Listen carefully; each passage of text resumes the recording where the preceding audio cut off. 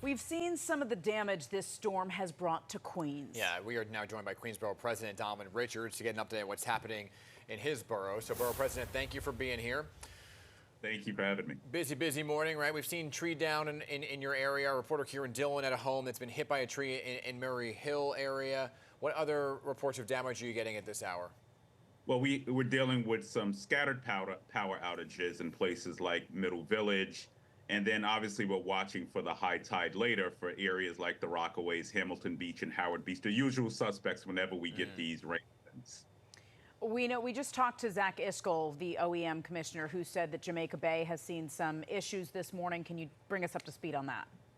Well, the usual suspects, any coastal communities, any communities surrounding the bay always have its challenges. So we're monitoring for the communities like Arvern, who usually will see flooding, Howard Beach, Hamilton Beach, to ensure that, the city is being responsive.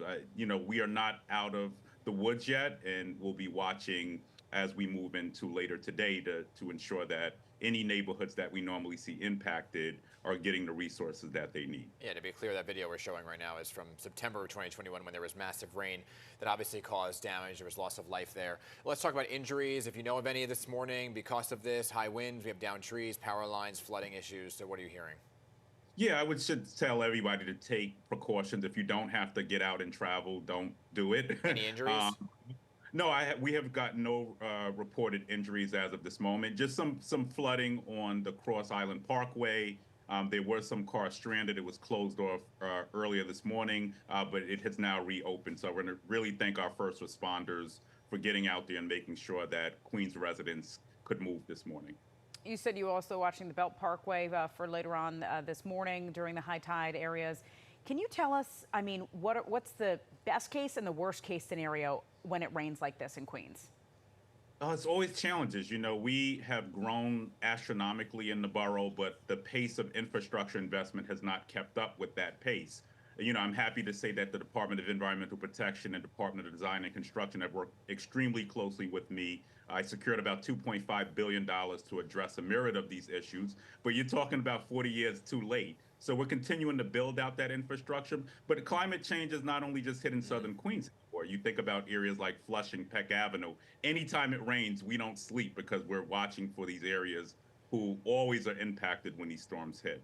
Yeah, obviously this is a huge travel week as well, right? So it's and people will usually take the week off before Christmas or after Christmas, and so people are looking to travel. What are you hearing about the airports? Those airports are in your borough as well.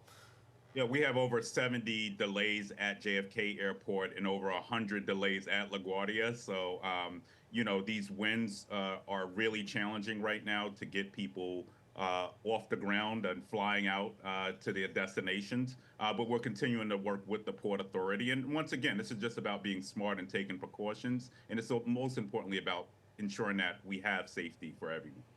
I'll ask you the same question. It's raining. It's 60 degrees out right now. Tomorrow, the temperatures are supposed to plummet, and it's going to get much colder. What is the worry when that happens? Listen, 60-degree day, what is it, like December 16th or 17th? Yeah, really. We're going to pay for this. And you see that with these storms that are becoming more frequent and more hard-hitting in communities across the city and country and perhaps the world, absolutely. So we pay for these 60-degree days, and we have to address climate change head-on. And we're going to continue to see communities impacted if we do not deal with this issue head-on. The schools opening on time this morning, right? Everything's on our closest schedule. So let's talk about school buses navigating some of the streets. Are you hearing any difficulties because of the downed trees or power lines out there? Yeah, we have not gotten any major calls as of this moment. We are hosting a briefing this afternoon at 1 o'clock with all the city agencies, Con Edison including, to make sure, and elected officials and obviously our community boards to ensure that we have our ears to the ground. So if we hear of any of these things, most of the time it'll come up on these briefings and we troubleshoot. All right, Borough President Donovan Richards, appreciate you joining us for an update on what's happening in Queens this morning. Good to see you. Thank you. Good to see you. Happy holidays. Right back at you.